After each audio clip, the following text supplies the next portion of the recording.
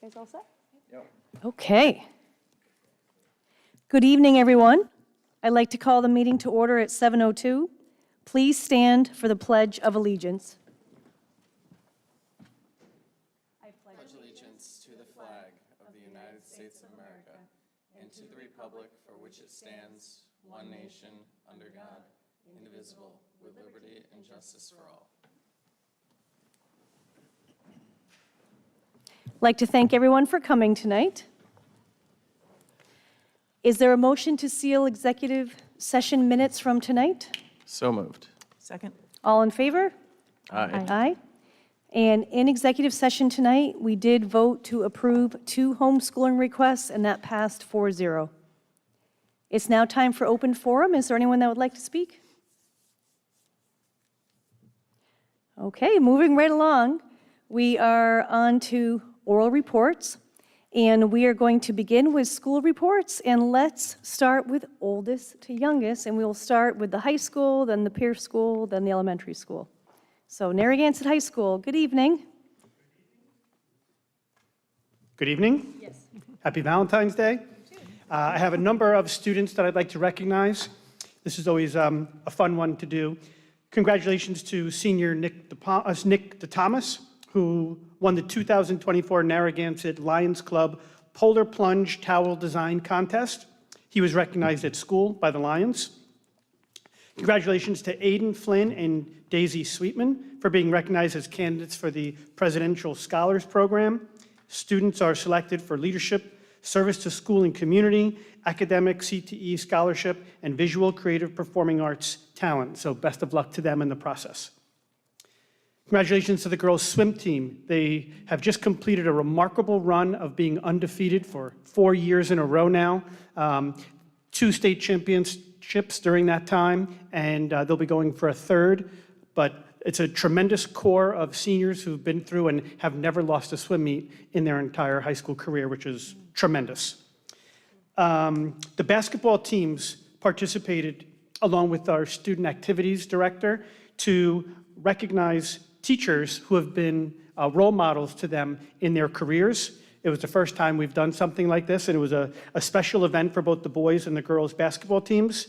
And the following individuals were recognized: Mr. Bronchard, Mr. D'Angelo, Ms. Fogarty, Ms. Foltz, Ms. Clapp, Ms. Laprice, Mr. Leonard, and Mr. Reese. Congratulations to them. A staff member who I'd like to recognize as well, Kristen Bryce, who is new to the high school this year, and she won a grant from the Westerly Community Credit Union. And just to let you know quickly how that's working, she's entered into a program, her ceramic students, into an exchange which has the theme of "There's no place like home." So there's 41 states that are participating, 94 schools, and you had to make something that was indicative of your community and representative of your community. And we did some tremendous work, and so it's interesting to see what we're gonna get. We get 1 magnet from every one of the participating schools and states. So that'll be a fun way to kind of see the representation of the different communities. We're in the midst of course selection at the high school. We completed that process. We did it a little differently this year, where we involved the parents and the students having a lot more voice and choice on their own. And then we had the counselors meet individually with the students to go over some of those choices, and we're kind of gearing up for the whole master schedule build. So we'll be doing that after the break. And then lastly, Maya DeAngelis, who is our student rep for the school committee, has been working very closely with me and with Ms. Maynard, our department head for English, on the senior paper and how that worked, how that fit into senior year. There's a lot of things that seniors are obviously focusing on right during the year. So I'm sure she's eager to share a lot of those results. I'll just give you some quick snippets really fast. 43% of the seniors said that they would prefer to work on it in Q1. And sort of have that finished and behind them, even though they have some of the college things going on, although some of them disagreed in the other 57%. 38% think 3 times a week is sufficient to work on the paper to allow them to write a successful paper. And 48% said that they should do 3 times a week for 10 weeks. 28% said 6 weeks would be sufficient to be able to complete the paper. So they also shared several areas of concern, difficulty, what they found most difficult. So it's really great data for us, and Maya's been fantastic working with us. So I just wanted to congratulate her on that as well. I'm happy to hear that the raw data had been collated and the percentages determined, because I believe we just got the raw data in what was given to us. So I was hoping that, We can get that. yeah. Sure, that we definitely could can get provide the- that. Okay, thank you. It's very telling. Thank you. Any other questions from the school committee for the high school? I would just also commend Maya on this great research. This is wonderful feedback. It's great to see the response rate, and it's usable data, and I know we'll be looking at it very closely. And I was just wondering, I know you had mentioned at a Health and Wellness Committee meeting, if I'm remembering the title of it, P.S. I Love You. Would you mind just giving a quick soundbite on that? Because I was really moved by it, so I was just wondering if you could just please share what that is with us. Sure. P.S. I Love You Day we just had last Friday. It was the 9th. The theme for this year was Love is Meant to Be Given. The color is purple, so the school was decked out in purple. Everyone really came together. The peer-to-peer club really kind of drove this whole process, but everyone participated. The AG students built, hearts that students could stand in between and as a photo shoot and things of that nature. But it really brought awareness to some of the mental health issues that are plaguing us, in addition to suicide and depression, anxiety. So it was great to be able to have those conversations with students about real life and then giving them options and coping strategies. So it did open up a lot of avenues, and it was a tremendous event. Thank you. You had just mentioned about course selection. Does that include the 8th grade going into 9th grade? And what types of transition activities will the 8th grade and families receive going into transitioning into high school? As part of this process, or just in general, do you mean? Well, just in general, I'm assuming course selection, right? The 8th has to choose their 9th grade courses, and then Yeah, do they get to tour the school? Is it just the open house? I know you just had a The successful. students came over already, and we had them at the school. The parents came in already, and we met with the parents, and we had a night evening with them in the auditorium, and went through a whole bunch of different topics. Then we had tours at the end of the session. They are part of this whole course selection process. Our counselors did work with them and go down. We scheduled a lot of communications between counselors and principals and things like that. So all of those people have been met and discussed, all of those activities. 9th grade, it's a little bit easier because they seem to have the fewest amount of choices in 9th grade that they're coming over with. They still have choices, so they love to see that, and they love to see what they get to choose from, that whole list of activities in the course catalog. Awesome. And just one comment, there's been a lot of buzz about the midterms that just happened and the schedule being different, not the standardized, I have 2-hour midterm to a couple of days. And the kids were really very positive about that. I'm not sure how that came to be, why the schedule changed, and it wasn't customary like other districts. But one source of, a couple of the kiddos that I run into at our family shop, they had said that it took a lot of anxiety off of them to where their knowledge was being tested, but they didn't see it like redundant within such a long exam. And just to hear like that the anxiety came off of them and that they were, feeling pretty good about it was, I think, definitely like a really positive thing. So I don't know if we can move forward with that kind of structure still, but whatever that was sounded like it really benefited the students. So thank you for that. Thank you. Yeah. Any other questions for the high school? All right, well, thank you very much. Thank you. On to the peer school.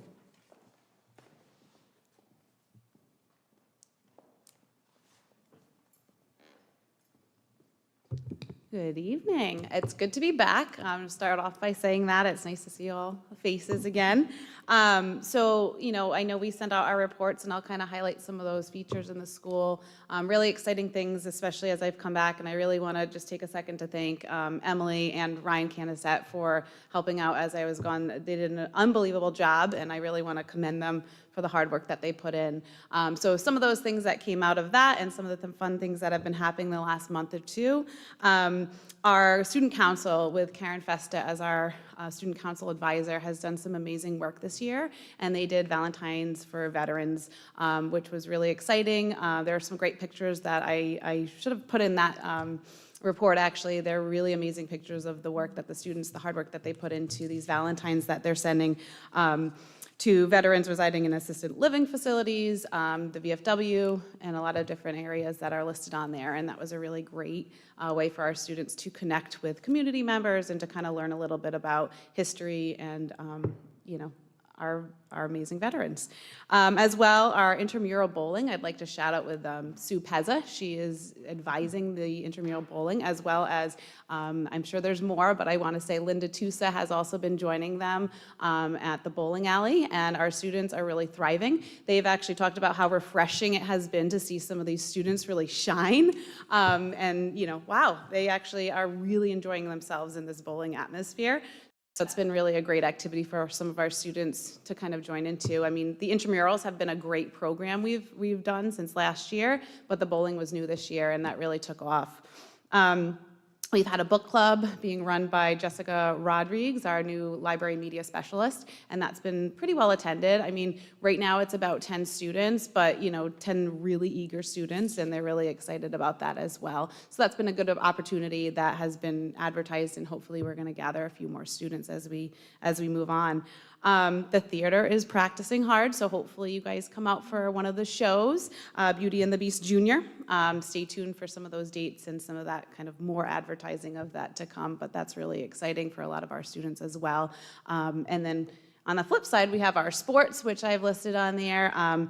So we had some great wrestling events. Our girls basketball team made it into the playoffs, and they really fought hard, especially that last game with Westerly. They really fought hard, but they made it really far, so we're really proud of them. And our boys came home, and there was one day they were in the classroom, and they were so excited. They said, let's announce. They did have their first win one of those days in the last week or two, and they were really excited about that. So you know what? We're celebrating those wins. They did a great job. They both had a great season. And then also on the sports side, we have our color guard who is competing, I think it's this weekend, in Salem for one of their first competitions. They've been practicing really hard. They do a lot of work. I know Joyce Campbell does a lot of work with students in the color guard. As well, our spelling bee was an amazing event put on by Jen Loisel and Jessica Drinkwater and a few other of our special volunteers who came to do the judging, and that was an amazing event. Just share a little snippet of kind of the life inside some of these students sitting there. They were very anxious from 5th to 8th grade, sitting in their seats ready to go, and one of our little 5th graders looked at me and said, Mrs. Johnson, 5th grader is never going to win the spelling bee. I mean, we already are predicting it's those 8th graders on the other side. They all did an amazing job. It came down, there was one representative actually from each grade up on stage in the final 5. There was at least one from each grade. And actually, our 5th grader did win. So it was pretty incredible because the 5th grader won, and you should have seen the looks on those 5th grade students when they were like, wow, we can really do this. So it was really actually an inspiring moment to see that happen. And it was 2 sisters who were the winner and the runner-up. So we had Rachel Swizz, 5th grader, and Alexandra Swizz, 8th grader. And so Rachel will be representing us in the next step, in the next level. And finally, I know this was a long time coming, and it was really exciting to get back into the building to see the learning labs that, I know we worked on so hard last year to get up and running, and Ryan and Emily helped out once the furniture came in, and they really set it up and did a great job. Some of you I know have been in there for some of our meetings. I know we had a meeting there before. They're really great. They're really exciting. So we have them being utilized by teachers, and we're getting feedback. We're working on some more PD to work on that project-based learning so that people really embrace what's in there and get to utilize it to its full capacity. So those are kind of some of the exciting things happening at the Pierce School. Awesome, thank you. Any questions for the Pierce School? Diane? Do you remember what the winning word was in the spelling bee?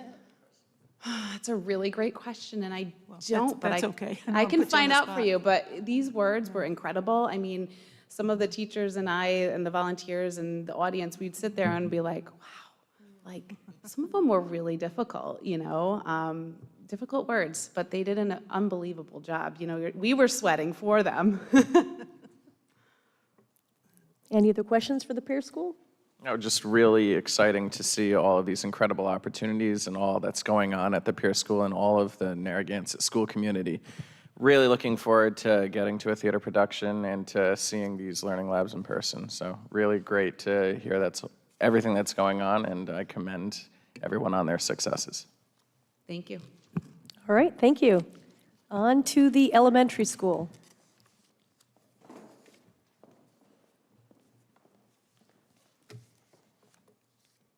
Okay, good evening, everybody. So in Narragansett Elementary School, we've been feeling a lot of love. For Valentine's Day, as a school-wide community service project, we collected cereal boxes, and we ended up with a total of 256 boxes of cereal.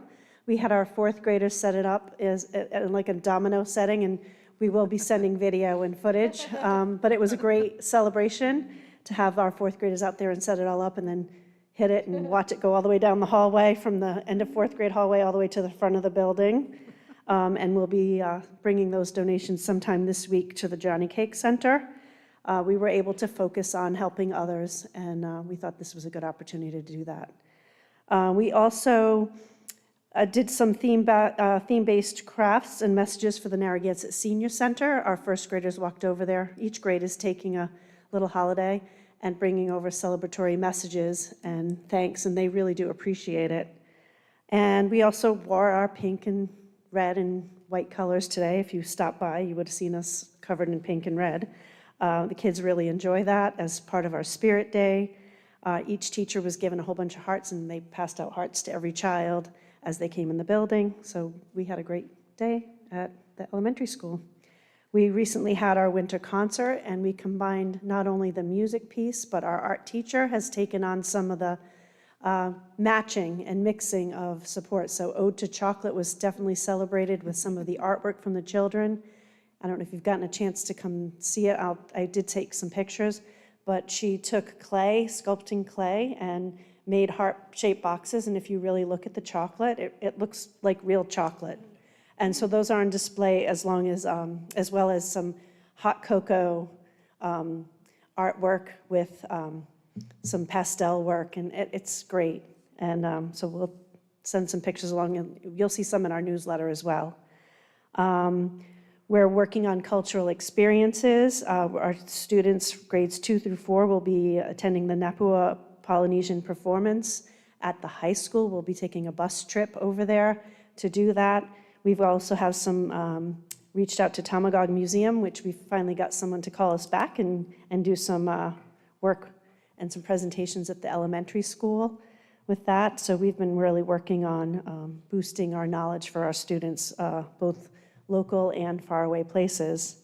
And we too are having our theater production at the end of March. It's a Magic Treehouse musical version of Dinosaurs After Dark.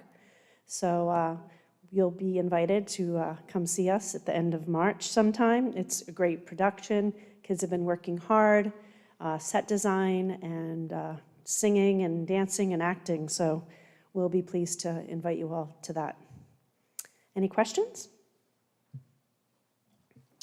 Just to comment, I'm really excited to hear again everything that's going on, and to just echo the importance of learning about local and faraway places. I was reading that in one of our minutes reports and was really impressed with that, and I really encourage that to be shared at all 3 schools, how important it is to learn about our local history just as much as it is our faraway history. So thank you for sharing that.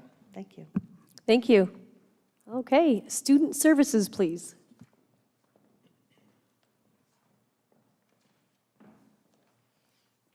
Good evening. I want to start off by thanking both Alex and Jennifer for joining our Narragansett Special Ed Local Advisory Committee. We have 4 parents who have stepped up and began the work of bringing together a membership. Since this meeting, which we were able to have some parents and community members and staff members join us both virtually and in person, we followed up with the district newsletter to send out more information in case parents weren't able to join us. That parent group is now working on reviewing bylaws from other districts and beginning to look at what that might look like for Narragansett. So I would anticipate before the end of this school year that they will be coming forward to you to present their bylaws and their proposed membership for your approval, and that they'll be fully up and running for September. So that is really exciting. I want to thank the high school for the work that they have done, and Lauren and her team around our CTE open houses. I had an opportunity to participate in the one last week, and it's just such a personalized opportunity for us to engage with families and with students who are thinking about coming. I felt like this time we had a lot of Narragansett residents who came, and then we certainly had students from other districts, and even some that are currently 9th graders that are thinking about transitioning for 10th grade. But for being in my role to be able to have that personal opportunity to engage with families and students has just been really exciting. Also at the high school, I've had a great opportunity to work with the leadership team on the new secondary regulations and really thinking deeply about what this means for all of our students as far as the course choices. And RIDE has sort of used Narragansett as an opportunity to think really deeply about what would this look like and how can we implement. So we've met with them numerous times. Well, here's the most exciting part of my presentation, because I know you really enjoy this. Preschool registration is open. And Jill, who's here with us tonight, is already working on that. We have 41 children returning, and although our written report said 18, we now have 22 new students who are in the registration process. So that brings our number to 63 out of 75 seats, and we just opened at the beginning of the month. So our preschool fills up very quickly. And then the final thing, which you saw in our report, is I want to also thank Jill for the work that she's doing with our preschool. Because we bring in so many children from our community into our preschool, it's this really powerful opportunity for us to begin thinking about interventions, even with our preschool students, rather than waiting to kindergarten. And so she has engaged in a professional learning opportunity with all of our preschool teachers to really look at what does intervention look like for a preschooler and how can we begin to provide some of those supports. And just my final just kind of reminder is that SurveyWorks is open.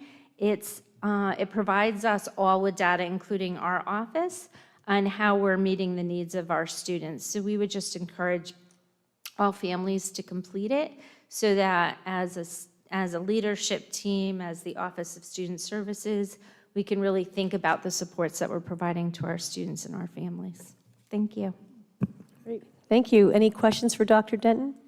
I would just like to commend Melissa and Jill for their encouragement and guidance for getting parents and educators involved with this very important special education advisory committee.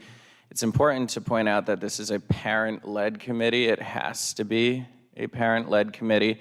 So, you know, we couldn't put it together without your guidance and your leadership. So really appreciate both of you, and thank you for including Jen and I. Thank you. We look forward to having you be part of it, especially when we get up and running. In very exciting preschool numbers. Holy cow. I know, that's the favorite part of the report. Yes. All right, well, thank you. Thank you. So we are moving on to school committee reports. Does anyone have a report to give? Okay, Alex, you're up. I'll go as quickly as I can. The Health and Wellness Committee met on January 22nd, and the Nutrition Committee met on February 5th. The Wellness Committee members were treated to a special discussion from the high school science teacher, Adam Reese, regarding the new food science course being offered. The course teaches about the chemistry, biology, plant, environmental science impact on the human body with different types of foods. Students prepare different food products, and it has proven to be a very popular course. It was also shared by the Rhode Island Healthy Schools Coalition that as of January 2025, styrofoam food service materials will no longer be allowed in public school cafeterias. The Rhode Island Department of Education is offering grants, funding, assistance to help with these changes. The committee also reviewed the current food debt policy and is in the process of passing off recommended changes to the policy committee soon. Wellness Wednesdays that offer a variety of activities for students and staff continues to receive positive responses, and the Peer School is participating in a Valentine's for Veterans program, as was pointed out earlier. A wellness interest inventory survey will also be going out to staff soon. Jen and I also attended the Diversity and Equity Team meeting on January 24th. The committee reviewed some of the many wonderful projects that are being worked on at each school.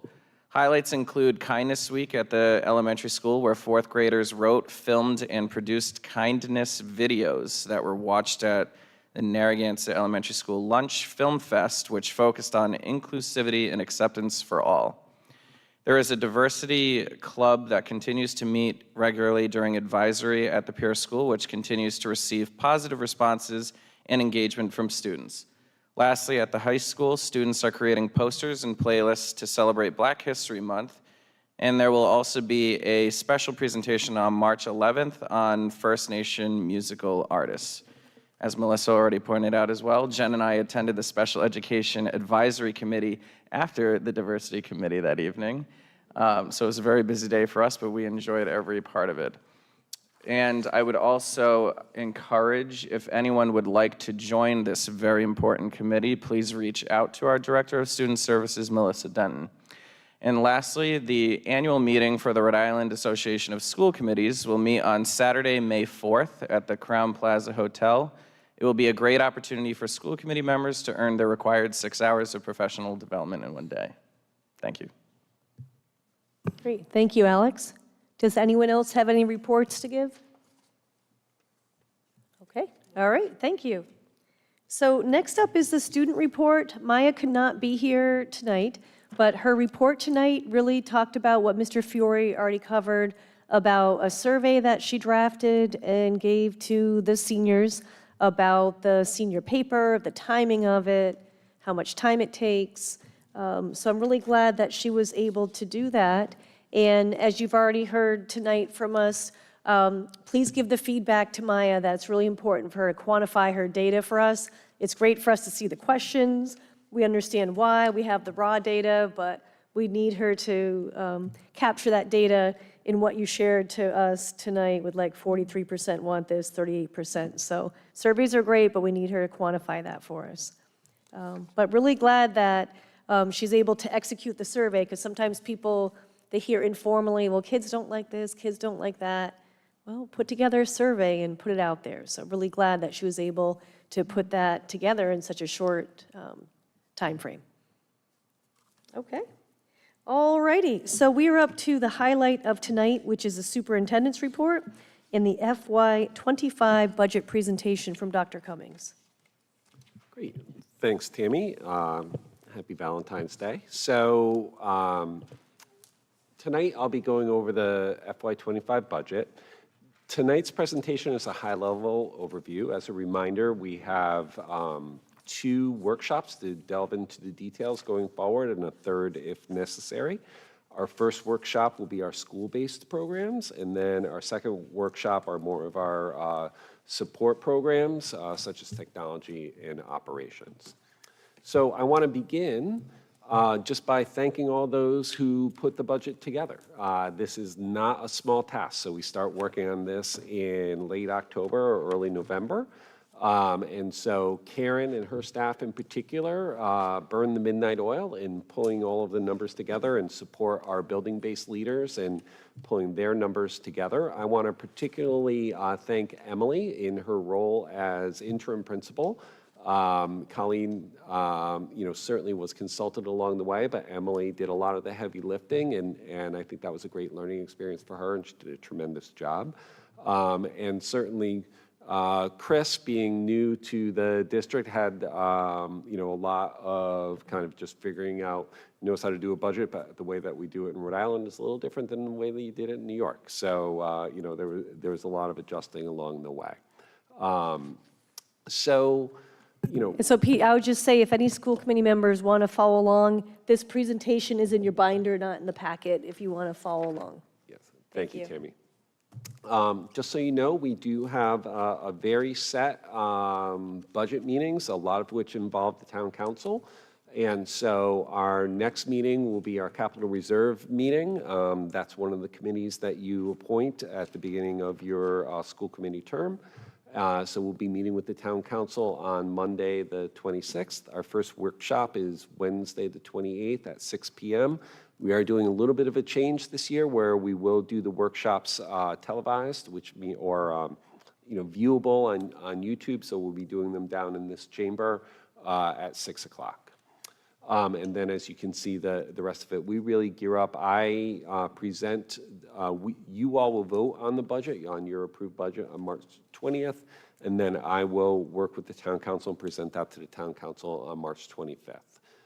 The town council will hold a public hearing on April 1st, and then if there is a discrepancy between the school committee proposed budget and what the town council will consider, there is a meeting between the school committee and the town council on April 22nd. And then the budget ordinance is proposed on May 20th and approved on June 3. One of the things that's important to note is that Karen and I stay in close touch with the town as we develop our budget.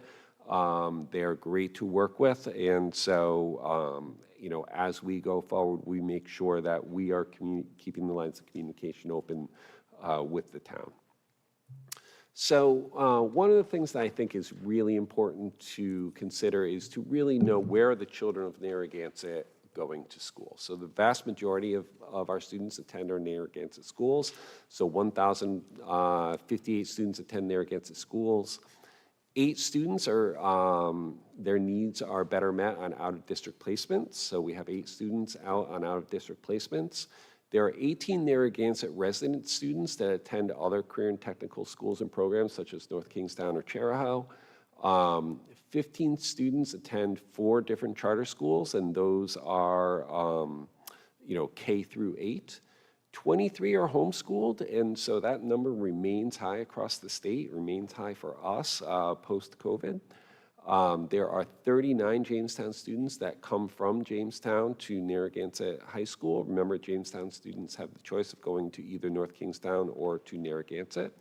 And we bring in 73 out-of-district students to Narragansett High School for our career and tech programs. There are approximately 42 students that attend private school K-12. That number is a little hard. That's an approximation. It's a little hard to nail down. But it stays right around that number. So we are around 18% free and reduced lunch. So I think on paper that kind of fluctuates a little bit, somewhere between 16 and 18. And so, and we continue to encourage our families to turn in the paperwork to qualify for free and reduced lunch. Sometimes families have a hard time getting that paperwork done. We have worked really hard to make it accessible. We've made it available to them online. We have our school social worker hand that out to people. And so we continue to work on that piece. We're about 13% students of color, less than 1% English language learners, although that is growing for us. Around 16% students with IEPs and around 4% students with 504 plans. Just a quick question. Are we able to ask questions?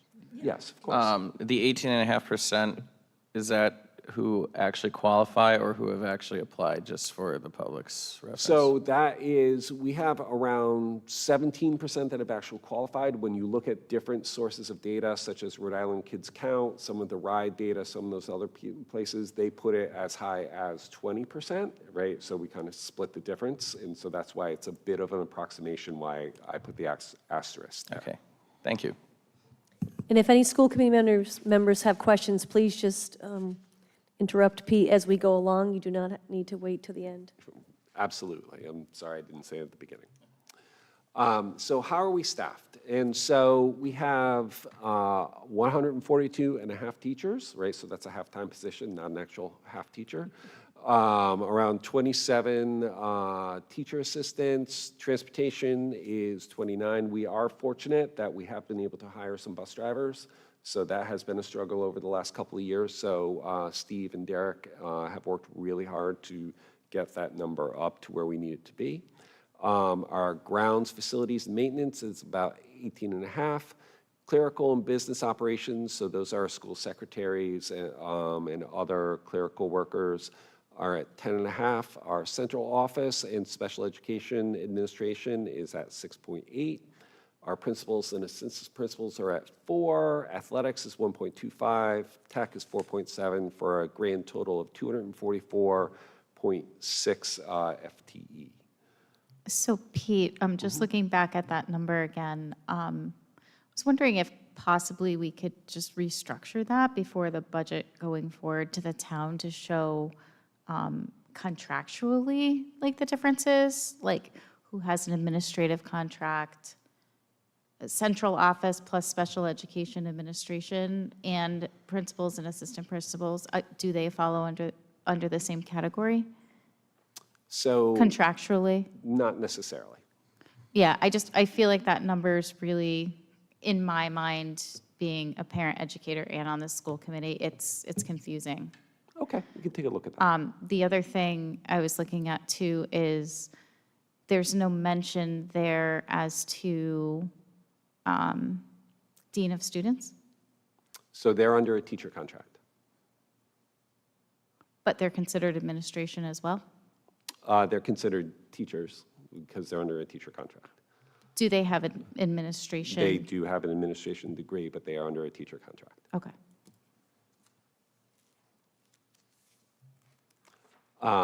So some of the program highlights for this year, just as we start to get into the budget, is that, from last year's budget and some of the things that we continue to focus on is continuing to expand our offerings and participation in AP and college level courses. So you'll remember that we continue to expand the number of AP courses that are available to our students at the high school, and that will continue to expand next year. We continue to have strong enrollment in our CTE programs, as you can see, both from within Narragansett and from students coming in from other districts. We have a wide variety of our CTE programs, so agriculture, computer science, plumbing, education, and digital media, they all continue to grow. This year our full-day preschool is fully enrolled, and it continues to attract students, and it sounds like it's well on its way for being fully enrolled for next year. A major lift for this year that continues for next year is the revision and implementation of our new high school and middle school schedules that are aligned. Our music, drama, and arts programs continue to increase in enrollment. So the number of students, even though our student population is growing, the number of students who are taking music, drama, and arts continues to grow. Our athletics program, as you heard tonight, lots of participation. I think the number is upwards of 50% of our high school students participate in one or more athletics, and they are doing really well. Our mathematics achievement is finally growing and has turned the corner, and a big accomplishment of the last year is finishing that auditorium. So that was a huge investment over the last couple of years from the committee.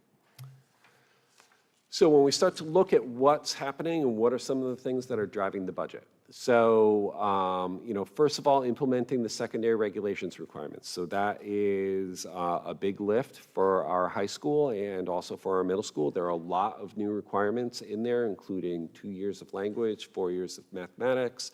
We've had to adjust our schedule to account for that, and those requirements will continue to drive some of our budgeting and decision-making.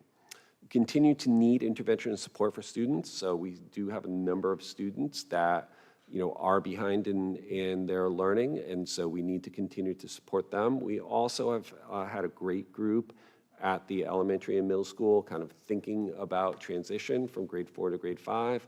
And I know Chris and Connor have been working very closely with the middle school on the 8 to 9 transition. Our CTE program development continues to grow, so we're adding another digital media class this year. We have a great budding partnership with Electric Boat, and so that's really a number of our students are interested in that. We're also kind of working more of our CTE opportunities into the middle school with agri-science and computer science. Again, our ELA and math program continue to grow, so those are our core pieces. We have new ELA, high-quality curriculum materials at the elementary school this year, and we continue to implement that state requirement to have high-quality curriculum materials across all subject areas.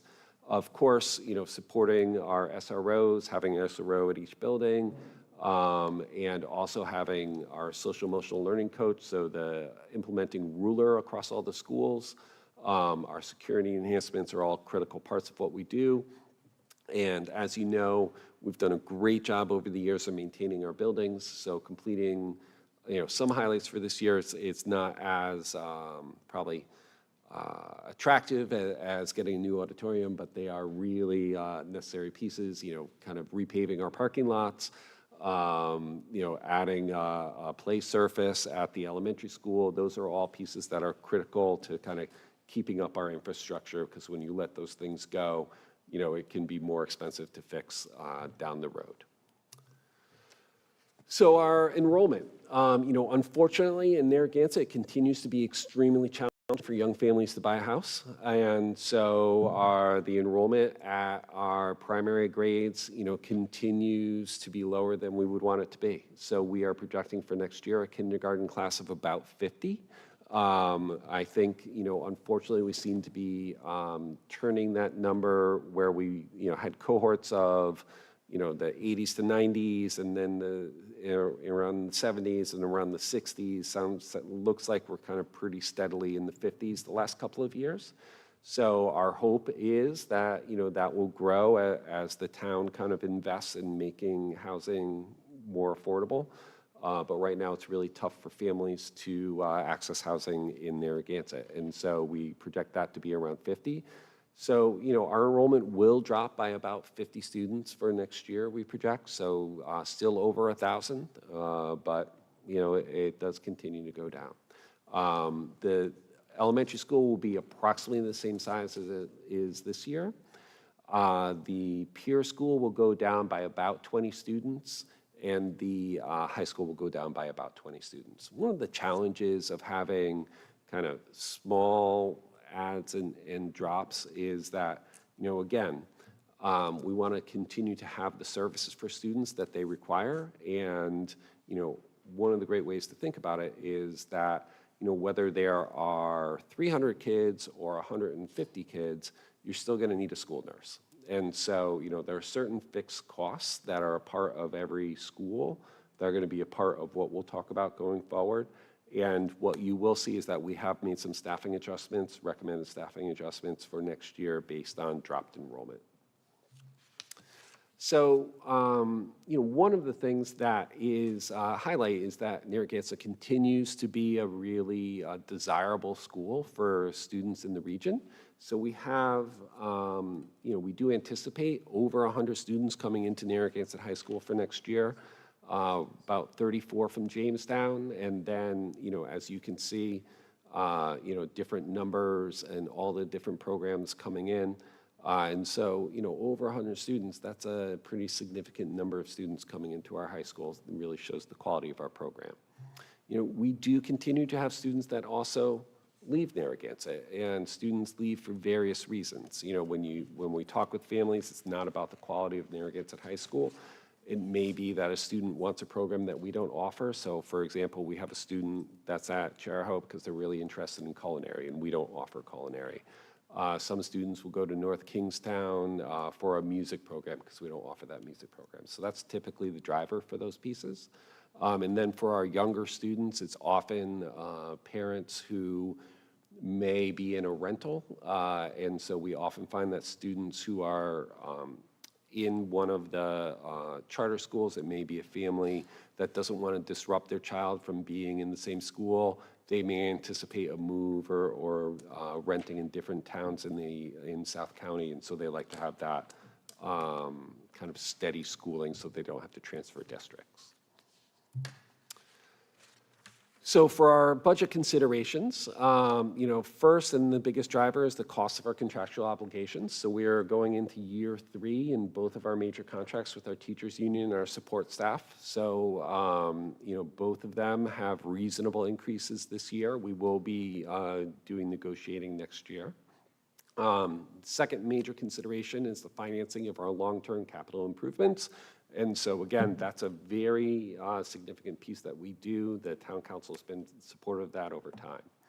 One of the things that I think is a significant effect across all of Rhode Island, it also affects us here in Narragansett, it's the end of the ESSER funds or the COVID relief funds. So we received about $2 million over the last several years. And much of that money went to intervention and student support staffing. So we're going to need to bring those staff members back into the regular budget this year, so that has a significant effect on our budget. Certainly resources to support interventions in mental health is huge, and so we've done a lot of work with that, having psychologists at every building, making sure we have the right mental health support staff in place. The committee over time has invested in early childhood education in our preschool, and we've seen the effects of that. So we, see our students excelling in grade 3. One of the school committee goals is to have as many students as possible read at grade level in grade 3, and we're getting really close to having all students meet that goal. We have these charter school and CTE tuition obligations. Again, I don't necessarily agree with the way that RIDE makes us calculate those pieces. I feel like we overpay because it's based on kind of the wealth of the district versus the cost of the education. And we continue through the Superintendent's Association and other advocacy groups and with our legislators to try to get that changed. And overall, just supporting our school programs to make sure that the students that we do have in Narragansett stay here.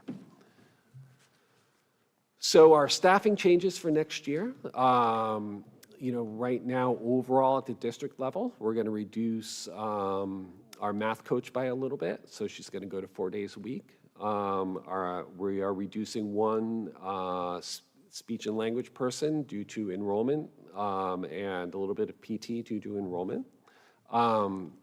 We also need to add a little bit of ELL. So we are having some more multi-language students move into town. So we do need to increase that position from a 0.5 to a 0.7. At the elementary school, we have a lot of interest in our art programs, and we have a lot of students that want to engage in that. So we are suggesting increasing our art teacher to full-time. She's currently 0.8. At the peer school, we are going to reduce one grade 6 teacher due to enrollment. We're also going to reduce a special education teacher and a 0.1 world language due to enrollment. We do have some students with some significant social, emotional, and behavioral needs, so we are going to suggest adding a part-time behavior teacher. That actually blends really nicely with our special education needs, so we do have a teacher that could play both roles. At the high school, we are going to reduce the dean position down from 1.0 to 0.4.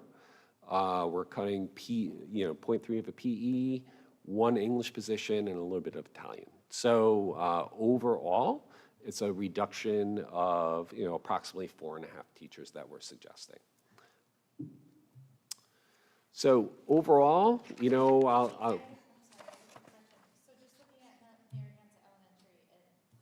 Sorry, looking at Narragansett Elementary, I know this is a high-level overview. I'm just thinking to my head. If there's so many less students coming in? The elementary school is roughly the same size for next year as it is this year. Okay. Other questions on staffing? Okay.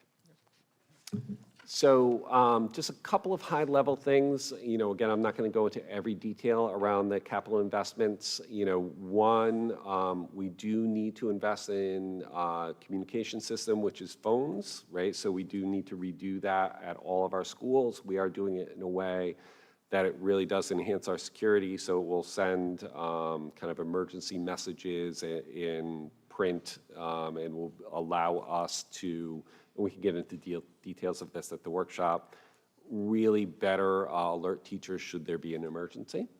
A couple of other kind of major pieces is, continuing to invest in the learning labs at the middle school, resurfacing the play area for the playground of the elementary school, and finishing up the parking lot at the high school are a couple of the major things. Others are just required pieces that we need to do, like the ADA upgrades to the toilet rooms. That's been something that, again, we do need to do. We're required to do those pieces. So overall, right, when we start to look at our budget, there are several areas where I want to call your attention. One, our salaries will go up around 2%, and our benefits will go up a little bit over 2%. There are a couple of other areas where, it kind of varies. But overall, the budget that we are suggesting is at 2.01% over this year, which I feel is very responsible. Our contractual obligations are around 2%, and then when you factor in inflation and the loss of our ESSER funds, I think the principals and Karen and Melissa have done a really nice job of trying to think about what can we cut, what can we adjust in order to keep this at a responsible level. So how will this be funded? Can I ask a quick question on that Sure. last slide? So either tonight or next week, can you or Karen just give one example of, there's just 4 of the lines, so after employee benefits, can you just give us like an example of what the purchase professional is, what the purchase property is, what the other purchase service, and the property, either tonight or next week, just like, an example or from one of each of those categories? Yes, of course, right? And so when you look at purchase professional and technical services, that can often be, for example, if a student is outplaced, right? And so that would be tuition would go into that. Property services, is often, again, if you remember the broken water main, right, that we had, right? We had to call in for emergency fix of that. That's not something Steve and his guys could do on their own, right? There are other things that we have to do. We have to get the fire alarms inspected every year. We have to get a lot of it has to do with fire. We have to get the fire, the different alarm systems that we have, as we go forward inspected. Other purchase services can be, again, lots of things like either professional development, or it could be, a lot of times we will have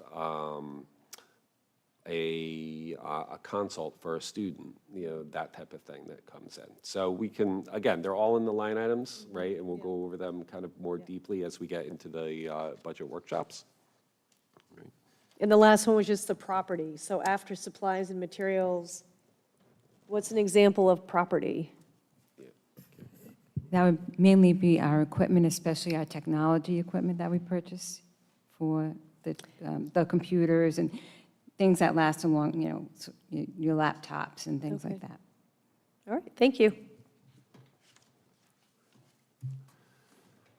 So, the thing to remember is that the bulk of our mission, the bulk of what we do, is about people. So 80% of our budget is staffing, right? And so when you look at it, our salaries that are about 54%, our benefits are at 26%. So 80% of this budget is staffing. So lots of the other things, we document it well, we're thoughtful about what we do, but really the major cost of the district is our staffing, which is the way it should be, right? So we want to invest in high-quality teachers, high-quality staff to make sure that we have the best people possible teaching our children.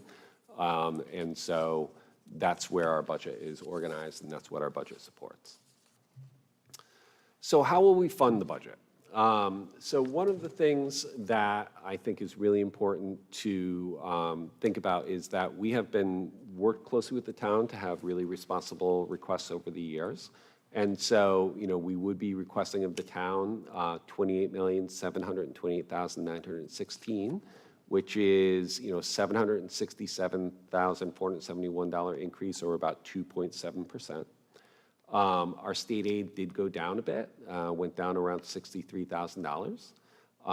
We do have fund balance that we will be applying, so we will be using the entire fund balance really to invest, minus the 3% that we put into capital and the 1% that we hold for emergencies. That fund balance will be going to the operating fund, and so we will increase that a little bit. So that'll go up by $323,000. The capital costs are going down a little bit because you have completed the auditorium, right? So we're doing a little less into capital. We had kind of put some extra money into the auditorium last year. We do anticipate, our revenue from tuitions going up a little bit next year by $100,000. And then our revenue from Medicaid and some miscellaneous items will remain the same. So overall, when you put those together, again, that comes to that 2.01% recommended increase. Pete, go ahead, sorry. Jen. I was just going to say the other revenue part. Can you give me just some kind of example of what other revenue would be? We get funds from busing, other districts ask for busing fees, and we get money from our building facility rentals, and we get funds from other years. Sometimes we'll get a refund from a workers' comp policy, and that's basically what makes up the other revenue. So gymnasium rentals, the new auditorium rental, are we renting that out? We're not renting it yet. We haven't had any requests to rent it, but yes, theoretically, they could come from that. And so we get fees from renting out the NCAC, that type of thing. Okay. So Pete, not a question, but a comment. I really like how you framed, this is the first time I've kind of heard it framed that way. We're using and applying the entire fund balance minus the 3% that we need to spend on capital and should be spending, minus the 1% for emergencies, which we should be putting aside per our town council resolution. But I really like how it's messaged that way, because we've been doing that. But sometimes there's this misconception that there's a very healthy fund balance that just accumulates. But, this is the first time I've heard you frame what we've been doing for a decade. We are using and applying the entire fund balance minus the capital, minus the emergency, per the resolution that the town council passed for us.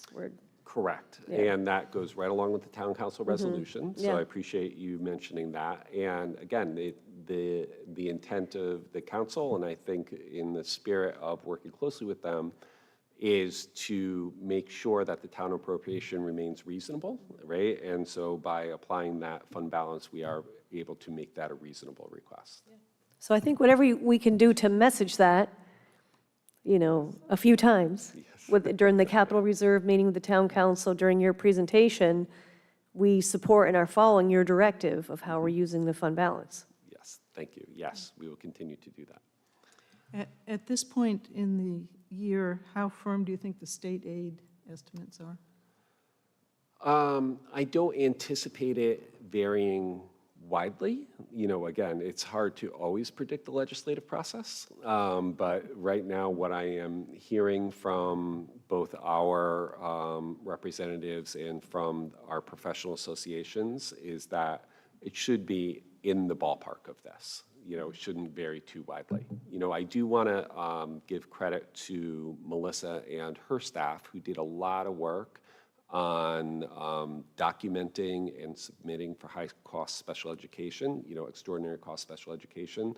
So one of the reasons our state aid did not dip more than it did was that the special education department did a really great job of submitting often complex requirements in order to make sure that our state aid, remained level.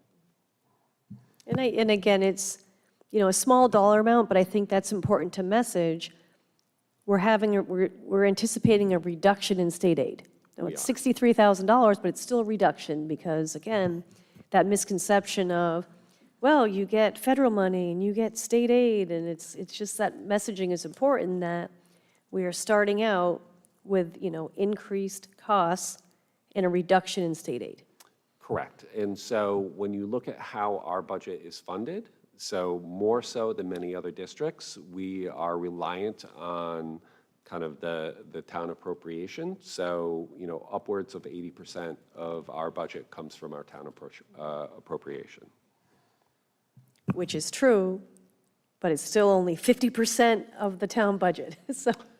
Well, funny you should other- say that. And so, one of the things that, I did want to point out is that, one of the great sources, RIDE has, and the state of Rhode Island has great resources, if you want to look at kind of financial data. And so one of those sources is the Municipal Transparency Portal. So I did take a look at, what percentage of the municipal budget is devoted to education in some comparable towns for us.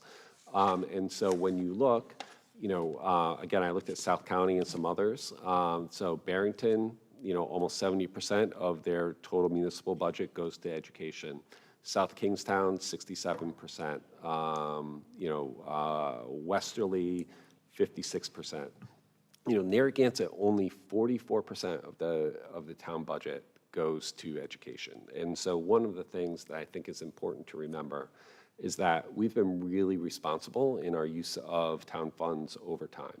And so by comparison to other districts, we are far less of a burden on the town expenses than our neighbors. And I would argue, do a superior job, with that level of resource. And so I think it is, really important for people to remember that, when we are asking for an increase on that allocation, it's an increase on a proportionally smaller allocation than what our neighbors are. I think this is a really, really, really important slide. Frank White would have loved this slide. I was channeling Frank. Yeah, Yes, yeah. very much so. And I did interrupt you, Pete, so did Nope, you want to go no back to that worries. one important slide? Because I interrupted you, so. Nope, I was Okay. just, again, we already discussed it, right? And so, again, the request of the town is at 2.74%. And again, I'm sorry, I had just a couple of things. I think the comparison of municipal budget, education appropriation slide is interesting, but it also doesn't show how many people are being serviced in there. So when you take our 1048, I would just be really interested to see how that broke down in the other towns. The other thing I would be interested in seeing as well is with the extra appropriation that we're asking from the town, is our cost per pupil going up? And if so, how much is it, and where do we fall in the state for that? Because I know that was one thing last year that some people considered quite high, and I'm just curious to see, just with mumblings from other towns going over their budgets right now too, it looks like some of them might actually be asking more. So I'm just curious if that even comes down with the 767, but. I think part of it is people don't understand what per pupil is, and they don't understand when you have 3 schools, you still need to have 3 principals, you still need to have a school nurse. We don't ever want to be in a position where we don't have a nurse in a building and we're sharing a nurse and stuff like that. So the economy of scale, when you have a small district, and especially, you still want to offer all the wonderful things that we offer. I mean, I think it's those are- tricky, but I think people don't understand what per pupil is. Well, I think those are 2 classic examples, but I think we also need to look at, there are other districts that are outperforming us, especially at the middle school level, that have double, almost 2.5 the class size. So, looking at any budget, you have to look to the efficiency as well. And coming out of COVID, it's hard. We're not the same demographic as any of these other towns. We're a much smaller town. But you also have to look at, it would be like looking at a house budget, and your efficiencies and what you want to move forward and invest in within the budget. So it's an interesting slide. I mean, I'm hoping that per pupil number comes down a little bit as we go forward. It doesn't seem like we're asking like too much as you're talking. So I'm just curious to see if that is starting to come down, trending that way. What I would tell you is that our per pupil is comparable to other schools in the region. So we're within a couple of $100 of South Kingstown, of Westerly. North Kingstown is lower because they have more students. They have a bigger, denominator, right? And so, again, I think our per pupil is pretty responsible. And I think because we are a small district, that is, something that is always going to be a challenge for us, right, is that per pupil number. That's why I think this is a really important number when you start to look at, as a proportion and as a burden on the community, are the schools overly proportional? And these numbers would tell us no, right? So it's, 44%. And so when you look at it of comparable towns in the region, right, which is why I put these on here, I think it is important for the committee to recognize that in comparison to the towns that are in our region, we are a lesser share of the town budget. So any other questions about this slide? And just to comment that the 44% is actually lower than we have been in recent years. It is. We've always been a little under 50%, so this is quite a drop. Yes. It's been steadily dropping too over the last 5-6 years. It has over the last couple of years, yes. And so, one of the things, and again, I know you've been asking questions along the way, and I'm happy to answer any other questions that you might have. One of the things that I can't stress enough is the importance to the community of having a good school system. And, excellent schools attract families to live in Narragansett. Families want to live in Narragansett. I can't tell you how often we have people contact us to try to find ways for their children to come here because they can't afford to buy a house here. High quality educational opportunities. Again, it brings employers, it brings professionals to our community when you have good schools. We have innovative programs. When kids are allowed to come to our schools, they flock to our schools. Look at our high school, right? So, and again, well-maintained, safe and secure facilities support our kids. That sends a message to our students. That sends a message to our families. Again, when we have visitors to our school, almost to a person, they remark on how well-maintained and how put together and how clean our schools are. The most important thing that we do is hire and train excellent staff, and I think we have excellent teachers in our schools. But that requires investment, right? That requires good working conditions. That requires it being an attractive place for people to come. And again, we've had excellent teachers come to us from other districts who are very happy here, who thrive here, who, many of the teachers that Chris mentioned today about the basketball teachers, basketball kids mentioning, they are teachers that came to us from other districts in recent years who are, rock star teachers. Why do they do that? Because it's a great place to work and to teach, right? And at the same time, we know we have to be thoughtful about what we do. We know we have to allocate our resources respectfully and thoughtfully, and I think we do that well over time, but that's why we go through the budget process. And so, happy to take any questions or any comments that members of the committee have. Well, my initial comment, Pete, would be thank you so much for the very thorough presentation and to everyone's efforts for putting this budget together. I mean, every year it just amazes me just how thoroughly it's been put together, and it's very easy to follow, very well organized, and it's very much appreciated. So thank you to everyone all around. I would echo that as well, because we Well, we don't really know, but I assume it's a tremendous amount of work from a lot of people to get to this point. So we appreciate that. I agree with you, Alex. Pete, can you remind us with our next 2 budget workshops? So our next one is coming up after school vacation, February 28th at 6. What are the focus areas? So like the schools? First budget workshop are the schools and special education. Second budget workshop is technology, transportation, operations. Capital. Oh, and the curriculum is on the first one as well, And capital will be in the second? and the second one. Okay. So I will let Mr. Fiore know ahead of time. So when we have our informal budget workshops, and Pete will let you know this as well, we like to kind of have each principal come up and, you'll share. But Lisa can tell you, like every year I'll ask the same question, because I know that you had to defend your budget with Pete. You had your asks, your things, that you wanted. But I'm always going to ask the principals, is there anything that didn't make it into your budget? What did you ask for that you just couldn't get into your budget this year? And sometimes it is as small as a principal saying, if only we could have a $4,000 stipend and then we could have a play, at our school.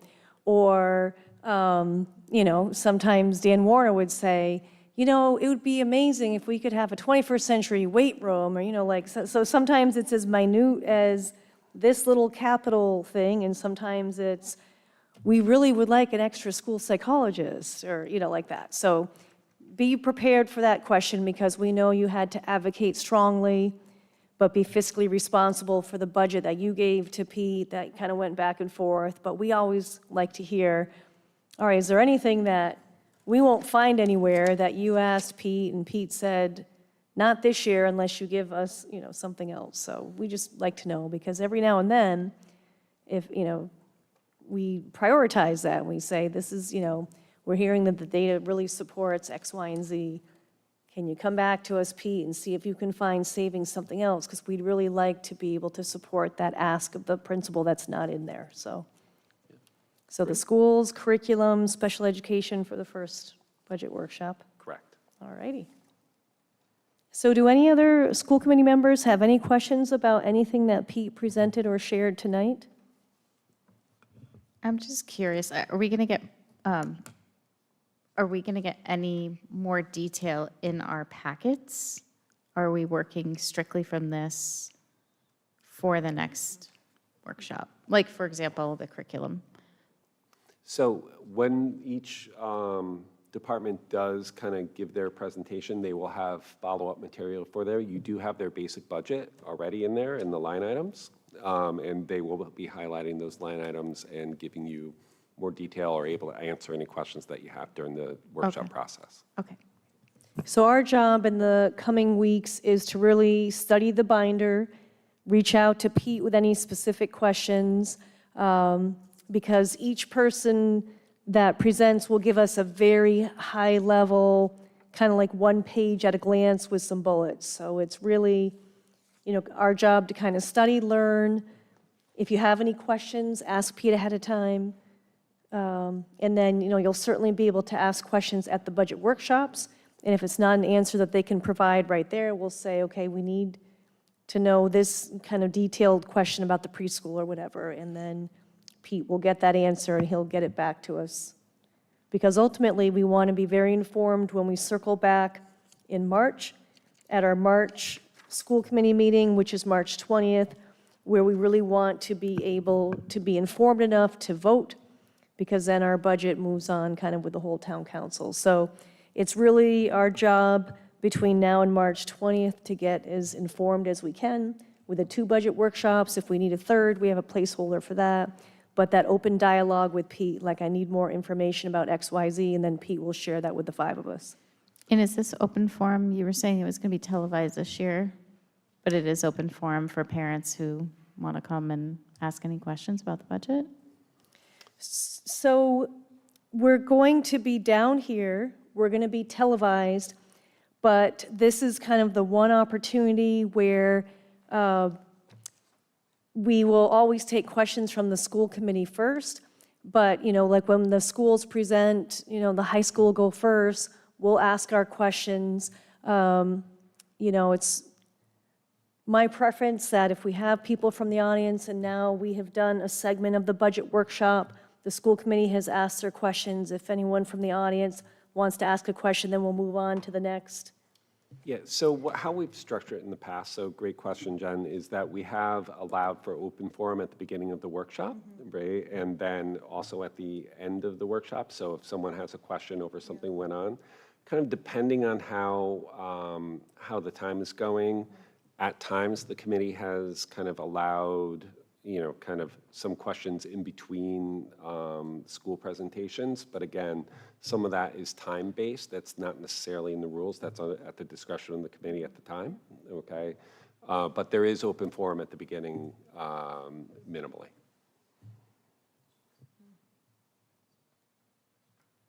Okay.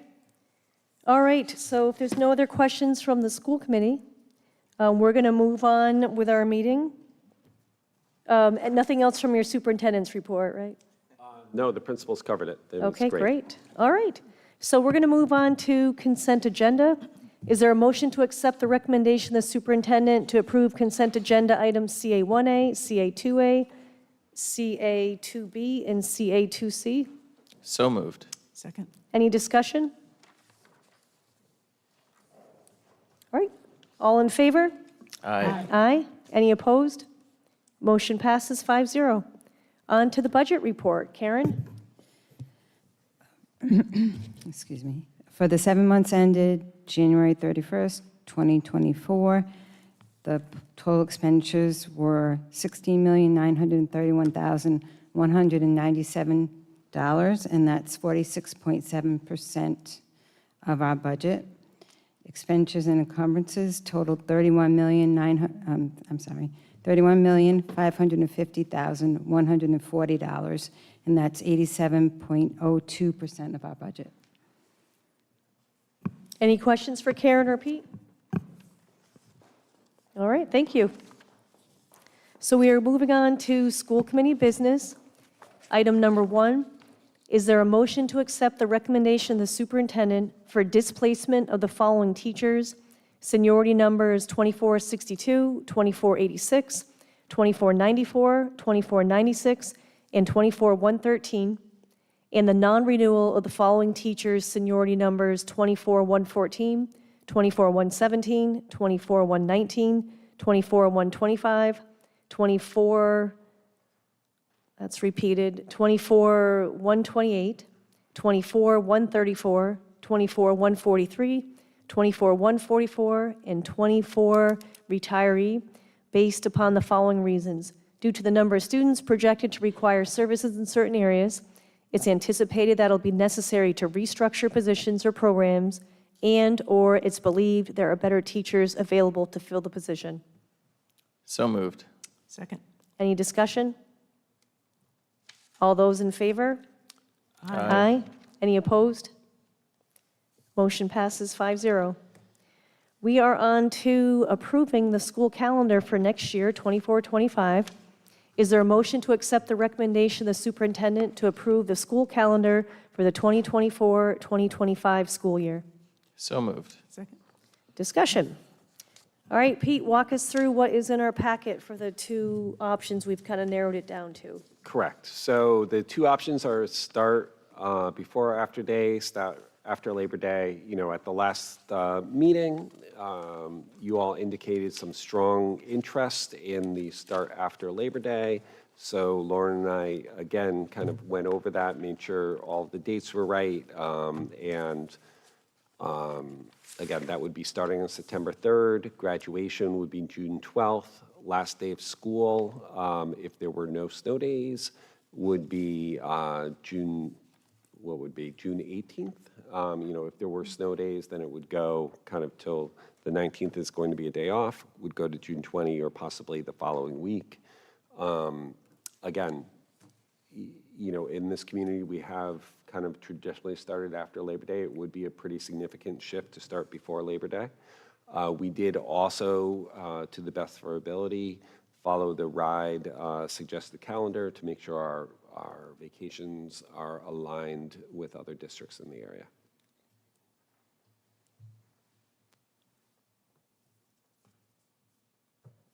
So Pete, what's in our packet is version 1, which is a start after Labor Day. So it looks like Labor Day is quite early this year on Monday, September 2nd. So version 1 with the start after Labor Day has the first day of school Tuesday, September 3rd. And then version 2, starting before Labor Day. This is a small font, but I'm working my way through this here. So version 2, the start before Labor Day, has a start of August 27th. Correct. So I'd like to hear from the committee. I have a very strong opinion that I voiced last month, but I'd like to hear from the committee.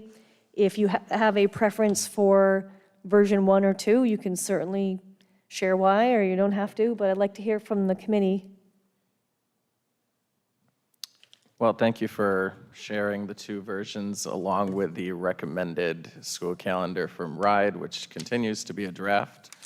And I was just a general question. I know it's an election year. We're sure that version 1 has primary days, election days, any reasons whatsoever that the school would be closed? It does. Okay. And sharing my opinion, I too agree. We've sent surveys out to parents in the past, and the pretty overwhelming consensus is that everyone has been really appreciative of going to start on the first day after Labor Day. So I too am in favor of that based off of the feedback that we've received, and to continue to see the full winter break in February, the full week there, and April vacation continues to remain the same. It just seems pretty fluid, so I'm in favor of version 1 as well, and would be curious to hear how the rest of the committee shares. I do see a discrepancy. I don't see down in the bottom where it shows primary day being a PD day, though it does say it does have purple on both September 10th versions, both versions on September 10th.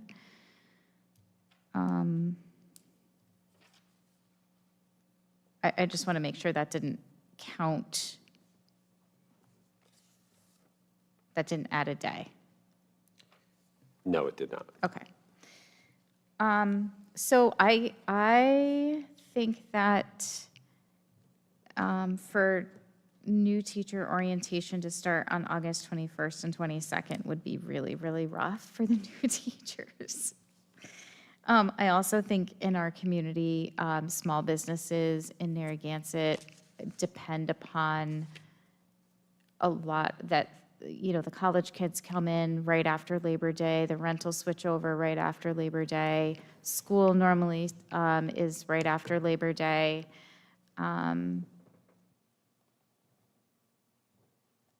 However, you know, I teach in a district that starts before Labor Day, and we get usually 4, sometimes 5 days in before Labor Day, and so that start of that week when we come back, when we come back from Labor Day, we are in and we are really, really learning and we're cranking, and that's kind of a cool feeling.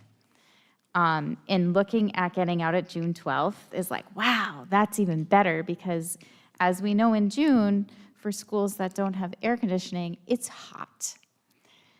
So, however, I mean, August, we can get some hot days in the beginning too. So I don't know. Those are just my thoughts. I could go either way. All right, Justin or Diane, do you have a preference with version 1 or version 2? Version 1. Version 1 as well. I mean, there's a reason why it's tradition at this point. So, I definitely have a strong preference for version 1, which is after Labor Day. I agree with kind of the points that Alex and Jen made about, the area businesses relying on the high school kids that work here. I think it is much, much, much hotter in August than it is in June. We saw those excessive heat warnings and challenges that we had in August that we don't often see, by June 10th. You always get some hot days, but guaranteed, last week of August is going to be very hot here. I also worry with the version of going before Labor Day, if the kids are out June 12th, that seems pretty early. I think that might pose a challenge for people that have little kids that are trying to get them into a camp or a daycare. And if that hasn't started, if we're not in sync with other districts, I would worry that that would cause a burden for working parents that have little kids that may not have camps and childcare set up, because that's earlier than usual. So I think, we have to close for Election Day, primary day. I feel very comfortable with version 1, the start after Labor Day. I'm pleased that Labor Day is so early, because that always makes it tricky when Labor Day is not till September 6th or 7th. But Labor Day is September 2nd. September 3rd, good to go. Last day of school before any inclement weather or things, June 18th. We're not projecting, June 25th before snow days. I think version 1 is great. I fully support that. Have you had a chance to show these versions to the union president or executive board yet? Yes, and, again, we've had good discussion. I think there are pros and cons to both. They are amenable to working with us in either way, and so didn't have a real strong stance one way or the other.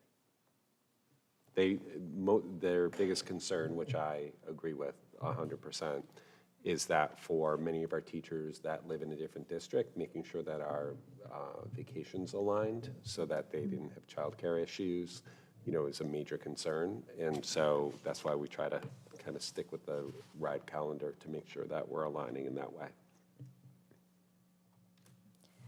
So any other comments or questions before we kind of amend our motion, make it more specific? Any other questions or comments before we amend the motion? Just a short one. Peter, I think you talked about this last time.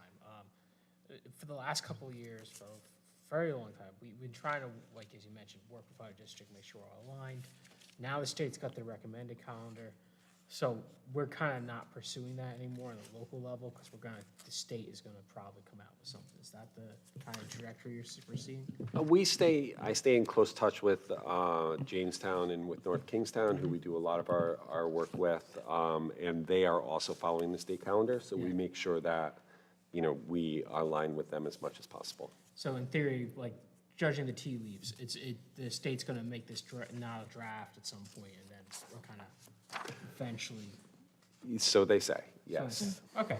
Well, what's really interesting, Justin, if you look in the packet for RIDE's draft, for the first day of school, they put LEA decision, August/September. So they, they give recommendations for the full week in February, where you should put that full week in April, but they spell that out like, up to you guys, pick, August, September for your start date. Yeah, basically we told them what we usually do, and they wrote it down. Yeah. So, which is what they should be doing. And I will say I am appreciative of RIDE's effort to try to coordinate calendars as best as they can. Every community has their own unique needs, and so having at least some basic framework is quite useful. So I'm hearing some consensus from the school committee. Does somebody want to amend the motion and make it more specific that we're going to recommend version blank, and we'll put a motion and we'll take a vote? Sure. I will make a motion to amend, wait, is it a motion to amend? I'm going to ask you, Diane, so I want to specify this to either say approve version 1 or version 2. So what technically are we doing? Are we? Yeah, it'd be an amended motion. So I will amend the motion to accept the recommendation of the superintendent to approve the school calendar for the 2024 to 2025 school year to include version 1. Is that good? Does that seem proper? Okay. All right, so we have a amended version that's more specific, version 1. Does someone want to move that motion?